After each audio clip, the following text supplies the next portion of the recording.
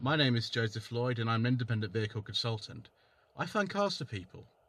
Over the past year, on my YouTube channel, I've done a series of about 25 reviews, known as the Tweed Jacket Reviews, where I've reviewed and assessed cars of all different shapes and sizes, old and new, expensive and cheap.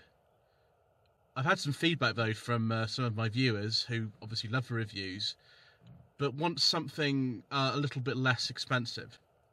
And so I present to you no budget reviews, all filmed on a phone, no fancy editing, no fluid head tripods, no DSLRs, just honest cars for less than £1,000 that you can pick up on the second-hand market. So join me on an adventure around the country as we go and find these cars for less than £1,000, and we have a lot of fun doing so.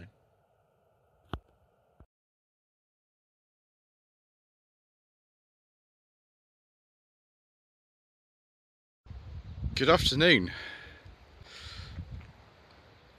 No Budget Reviews is back, and I've got a very special treat for you today. This is a 1998 Ford Scorpio 2.5 turbo diesel Ultima estate with an automatic gearbox. The Ford Scorpio is possibly one of the most controversial cars ever to be launched by a mainstream manufacturer in this country. And I'm very privileged to have been offered the opportunity to film this car today by some friends of Mr. Coleman, Rubbish Mechanic, who've just bought this car. It qualifies for no budget reviews because it actually cost less than £500. The funny thing about the Scorpio is that it's actually very similar underneath, or the estate anyway is, to the Mark III Ford Granada and the Scorpio, depending on what trim level and what country you're in. This car's been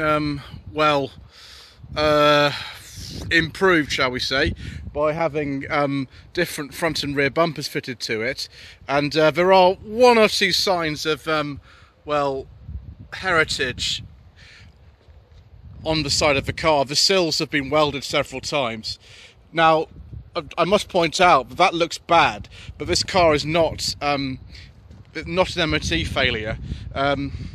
Mr. Coleman's uncle is an MOT inspector, and he would not fail the car because of that. If that was on the left-hand side, that would fail it, but it's on the right-hand side, so that's okay. So if I use my glove, because we're still under certain conditions at the moment, and open up, and we can see this beautiful, beautiful interior. We'll come back to that in a moment, but I do need this key, because we're going to be having a look at the boot now. On this particular car, the main key is really, really worn out, so I have to use the service key to open it up. I thought on these cars there'd be like a remote plipper with the original key, but there isn't. So once we do that with the service key, and it opens like so. Huge, big boot. I mean, this car is currently used on a daily basis for a family. Now we've got all the kind of things you'd need in family life.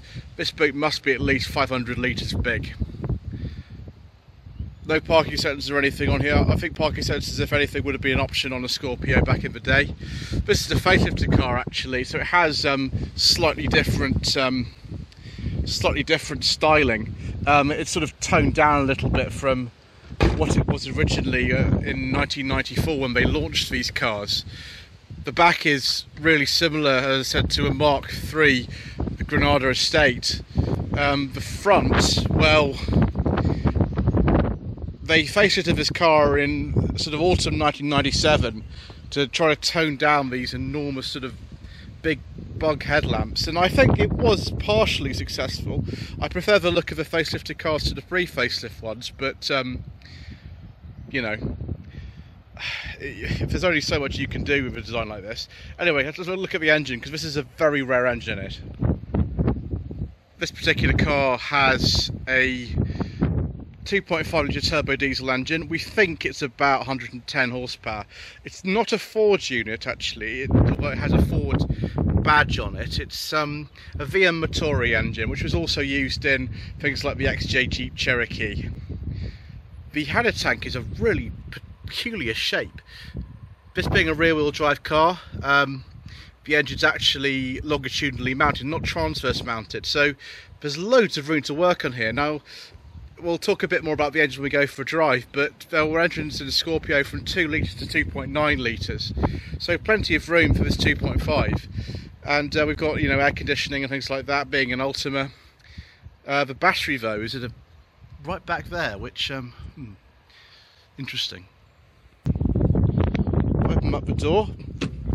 First thing you'll notice, apart from actually how remarkably clean this interior is for a car that's 22 years old, it's done 166,000 miles, it's just how familiar bits of this interior are. So we've got over here switches that look like they're out of a Fiesta. That's out of a Fiesta too. I don't think this is, though. The steering wheel, I think, comes out of a Mondeo or something like that. But it has got, you know, various switches on it. That'll be for volume, I imagine.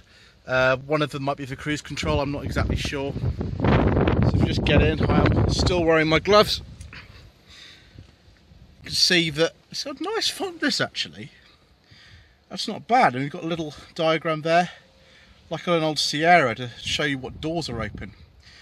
Being an Ultima, as we can see down here, also on the outside, we have all sorts of luxuries like dual zone climate control, a nice wood interior. Got automatic transmission in this particular car. It's much more common than the manual gearbox on a Scorpio. Scorpio manuals are quite rare. The rear axle in this car actually is quite a valuable thing, and I'll explain why in a moment. Heated seats, and look at this, this leather interior. Chuck the glove box out because that's what we always do. That's pretty big. You can fit the secret mission documents in there. And say hello to Geoff. Hello, Geoff. One thing I'm not going to do is touch this electric sunroof because, as on a lot of older cars, it is a bit problematic, and I won't touch it. Manual clock, which looks like it's showing the right time. That's pretty good. One thing I really like about this car, apart from the actual positions for the speed of the intermittent wipe are numbered, and so are the levels of headlamp aim. You can go 1 to 5. Normally a car will do 4, or even just 3, but it's pretty good. Got a stalk here for changing the stereo remotely. Your Fiesta unit in here. It's all very easy to use, though. It's much simpler than a modern car would be. You know, I quite like it. This seat is really comfortable. It's electrically adjusted as well. Yeah, it's not bad in here at all. So if we get in the back, you can see it is an Ultima.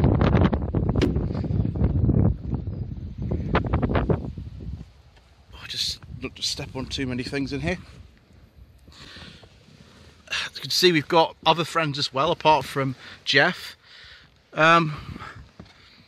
Headliner, I think, has been pinned up at some point, but we've got this lighting console here, which is good.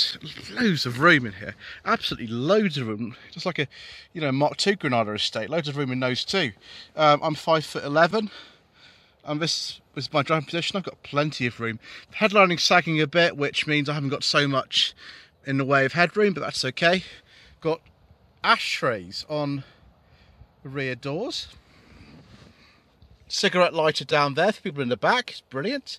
Obviously these days you'd be plugging the kids' Nintendo DS or whatever they've got in there.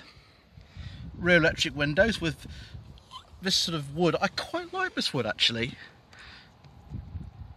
Door touch, I think, are hard rather than soft, but you know, this car's really not bad. I can imagine doing a really, really long journey in this car. It'd be really comfortable. And in fact, the lady who's driving this car at the moment has been to Norwich today. It's 160 miles there and back, and it's been fine.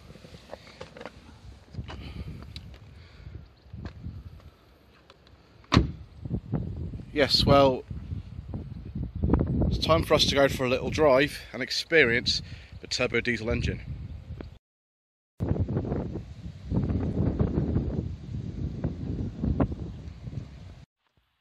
Right, so Mr. Coleman's not coming with me because we're supposed to avoid actually travelling in a car together, so we won't do that. Instead, we're in drive and I will be going on my own, just round the roads here in the sort of Coventry area.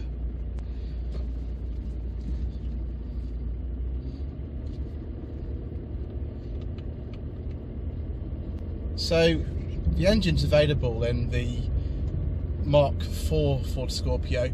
People call it the Mark IV because in many markets the Scorpio was the only name used after the Mark I and II Granada. The successor model was just called the Scorpio, whereas in this country the Mark III Granada had a trim level called the Scorpio. It's a little bit confusing, but you know, there we go.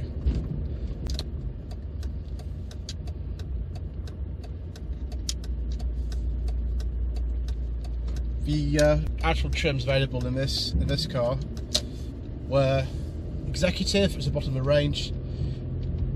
Then there's the Gear, and then there's the Ultima, like this one.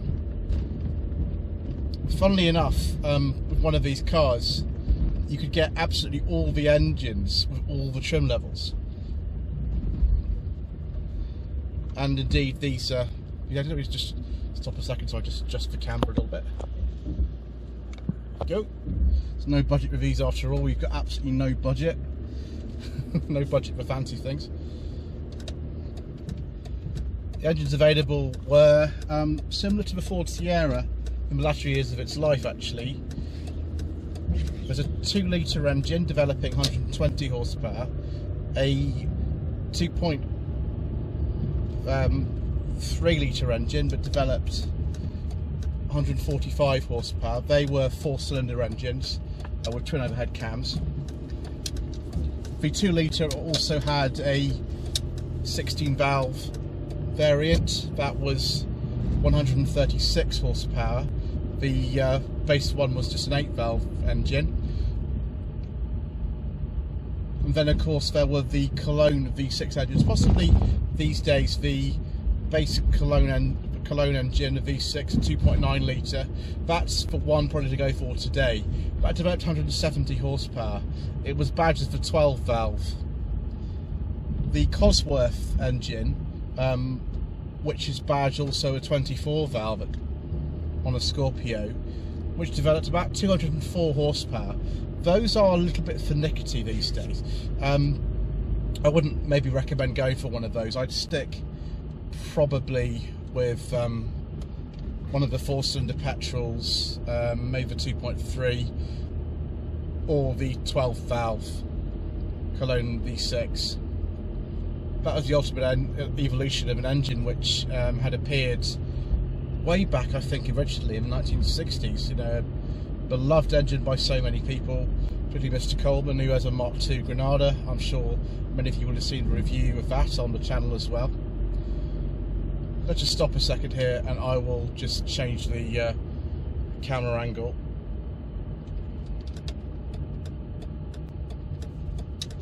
Right, hold on a moment.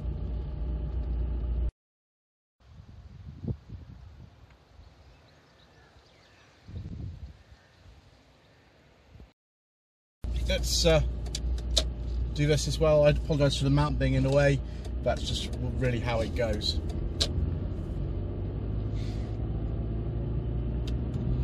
So yes, the Mark III Granada came out in '85 and it was facelifted in about 1992.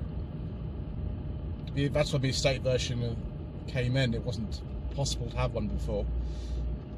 And just 2 years later, in 1994, the Scorpio was launched to universal disgust. The car actually drives quite well. It's, I suppose, like driving a really big Ford Sierra if you ever had one of those. It's so comfortable, this car. It's unbelievable.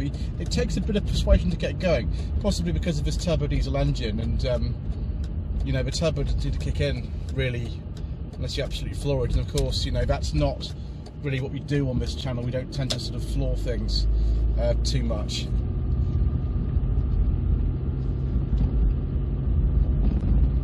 The ride of this car is quite comfortable.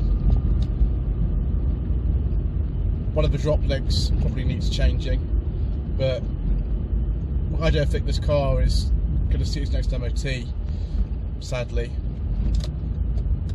A lot of Scorpios these days actually get taken for banger racing, because the rear axles in these are very valuable. With the diesel ones, it means you get a bit of a better sell off the line.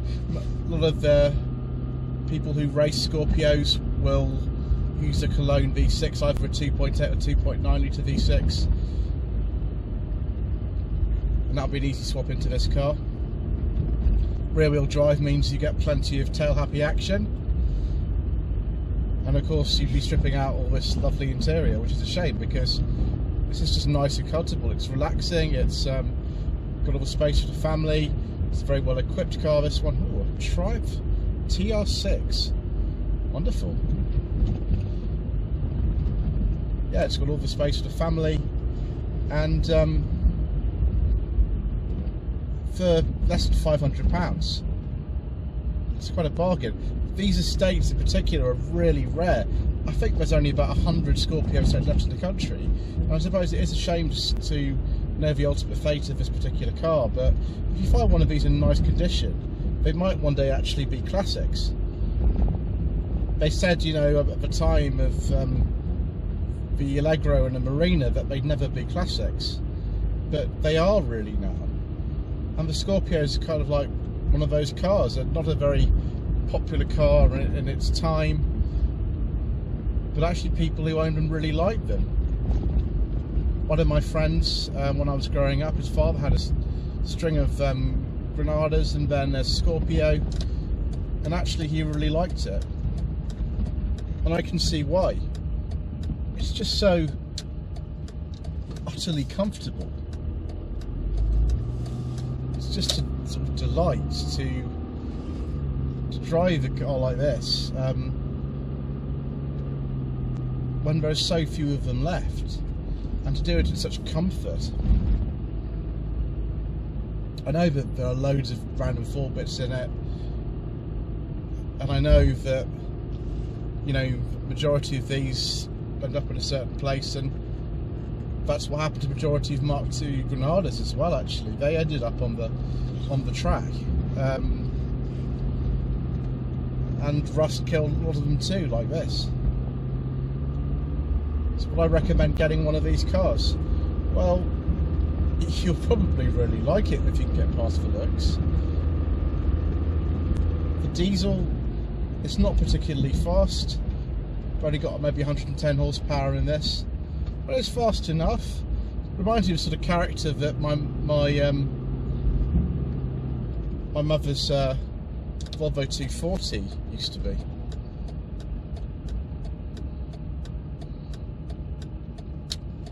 Just stop here a second and then switch back to the other angle.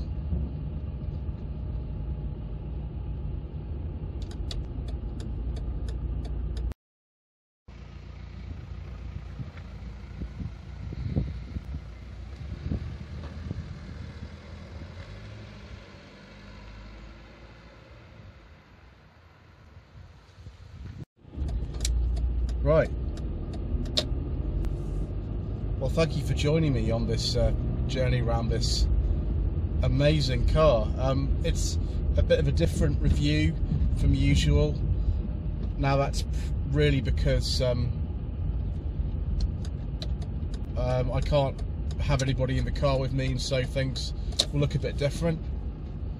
But thank you ever so much indeed once again for watching this episode of No Budget Reviews. Please don't forget to like this video, leave a comment below,